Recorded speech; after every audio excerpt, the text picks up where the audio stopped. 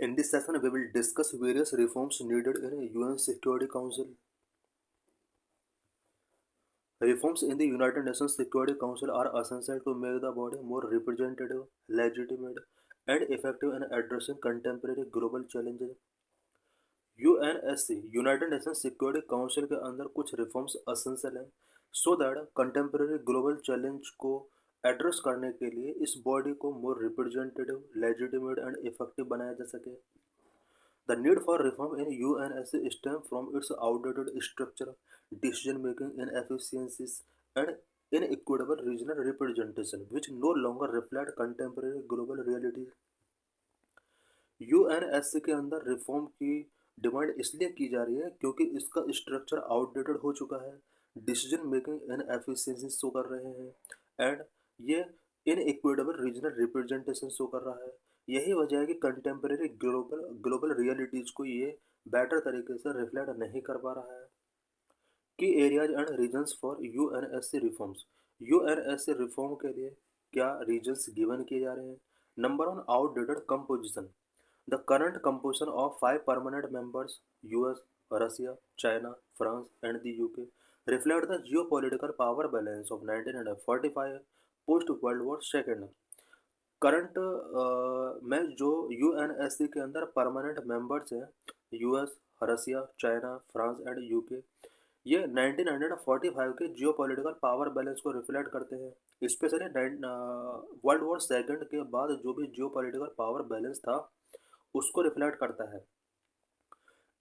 It does not account for the rise of new global power like India, Brazil, Germany and Japan और increase UN membership from 51 to 193 state. Present के new global power such as India, Brazil, Germany and Japan को ये reflect नहीं करता है. 1945 में UN के अंदर टोटल 51 मेंबर्स इंक्रीज थे. अब 193 मेंबर्स प्रेजेंट में इसको रिप्रेजेंट कर रहे हैं. उसके हिसाब से ये इश्यूज को रिफ्लेक्ट नहीं कर पा रहा है. Number two, veto power misuse. The P5's veto power on any substantive resolution often lead to decision-making paralysis during major crises such as conflict in Syria, Ukraine and Gaza. इन crisis को deal करने के लिए जो permanent member हैं ये strong decision making और justice show नहीं कर पा रहे हैं.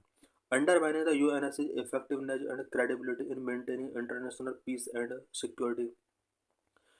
P5 के जो भी डिसीजंस रहे हैं मेजर क्राइसिस को रिजॉल्व करने के लिए या इन्होंने जिस तरह से वीटो पावर का यूज किया है ये यूएनएससी की effectiveness and international peace and security को मेंटेन करने की जो क्रेडिबिलिटी है उसको अंडरमाइन किया है. Number three, lack of equitable representation. Entire continent particularly Africa and Latin America have no permanent representation. Entire Africa and Latin America का UNSC के अंदर परमानेंट रिप्रेजेंटेशन नहीं है. It's so that the council decision are dominated by the western interest and no do not adequately address the concern of global south. इससे ये show होता है कि यूनाइटेड नेशन सिक्योरिटी काउंसिल्स के जो भी डिसीजंस होते हैं वो वेस्टर्न इंटरेस्ट के बेस पर होते हैं. ग्लोबल साउथ को यहाँ पर कोई प्लेस गिवन नहीं किया जाता है और ग्लोबल साउथ के जो भी कंसर्न हैं उनको एडिक्वेटली तरीके से एड्रेस नहीं किया जाता है. Number four, transparency and accountability deficit. The UNSC's working methods are often opaque. Many key decisions made in closed-door consultation among the P5. UNSC का जो वर्किंग मेथड है वो ओपेक है. बहुत सारे डिसीजंस हैं जो कि P5 नेशंस के कंसल्टेशन के बाद क्लोज डोर में टेकिंग किए जाते हैं. There is a demand for greater transparency and formal accountability mechanism, such as requiring P5 members to explain their use of the veto to General Assembly. UNSC के transparency and formal accountability mechanism से related demand की जा रही है. It means जो भी इसका accountability mechanism है, फॉर्मल अकाउंटेबिलिटी मैकेनिज्म और ट्रांसपेरेंसी, इससे रिलेटेड यहाँ पर डिमांड की जा रही है कि ये मोर ट्रांसपेरेंट होना चाहिए. ये भी डिमांड की जा रही है कि P5 मेंबर जिस तरह से वीटो पावर का यूज करते हैं उस वीटो पावर के यूज करने के लिए जो रीजन्स हैं वो जनरल असेंबली के अंदर एक्सप्लेन किए जाएं। Number 5, inability to address modern threat. The Council is not able to effectively address new transnational challenges that were not envisioned in 1945, such as climate-linked conflicts, cyber warfare, pandemics, and global terrorism. UNSC present में new and transnational challenges such as climate-linked conflict, cyber warfare, pandemics, and global terrorism से related issues को effectively तरीके से address नहीं कर पा रहा है। Proposed reforms in UNSC. Various proposals for reforms are being discussed within the UN's intergovernmental negotiations framework. Number 1, expansion of membership. The G4 nations advocate for expanding the council in both permanent and non-permanent categories to a total of 25 or 26 members. G4 countries India, Brazil, Germany and Japan, इन सभी countries ने UNSC के permanent and non permanent members को increase करने के लिए यहाँ पर एडवोकेट किया है। Number 2, veto reforms. There is a need to limit the use of the veto power, introducing a mechanism for overriding a veto with a super majority in the general assembly और initially granting new permanent member state.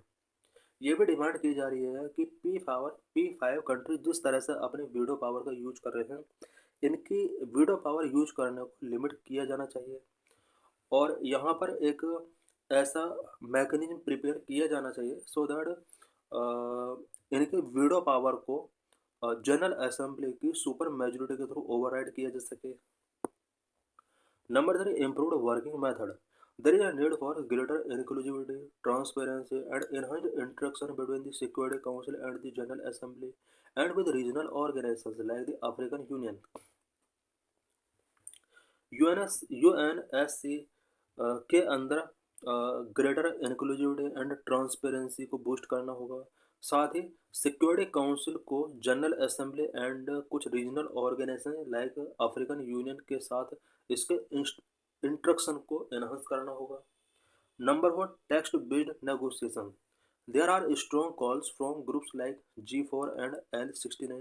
L69 is a coalition of developing countries to transition from general dialogue to formal text-based negotiations with clear guidelines. यहाँ पर ये भी demand की जा रही है कि जनरल डायलॉग से हमें फॉर्मल टेक्स्ट बेस्ड नेगोशिएशंस जो कि क्लियर गाइडलाइंस उनके अंदर मेंशन होनी चाहिए, हमें अपने आप को ट्रांजिशन करना होगा। Number 5, modernise the council. Update the decision making process which is still rooted in 1945 power structure. जो भी डिसीजन मेकिंग प्रोसेस है उसको अपडेट करना होगा। Number 6, improve accountability and transparency. हमें यूएनएससी की अकाउंटेबिलिटी एंड ट्रांसपेरेंसी को इम्प्रूव करना होगा। Revamp voting rules to prevent deadlock and increase transparency in decision making. Number 7, institutionalise the voice of global south. Voice of global south को institutionalise करना होगा। Create permanent form for global south countries to coordinate and negotiate as bloc. Global south countries के साथ coordinate करने के लिए permanent form हमें create करना होगा। India reform initiative. यूएनएससी को के अंदर कुछ रिफॉर्म इनिशिएट करने के लिए इंडिया के क्या क्या एफर्ट्स रहे हैं। Number 1, expansion of membership.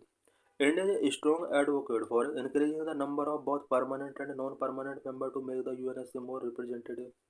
UNSC को more representative बनाने के लिए इंडिया ने UNSC के permanent and non permanent member के नंबर को इंक्रीज करने के लिए स्ट्रॉन्ग एडवोकेट किया है। Number 2, permanent membership for India. India is eminently qualified for a permanent seat due to criteria such as population, economic potential and contribution to the UN। India को UN security का permanent member या permanent seat given की जानी चाहिए because India कई सारे criteria को fulfil कर रहा है।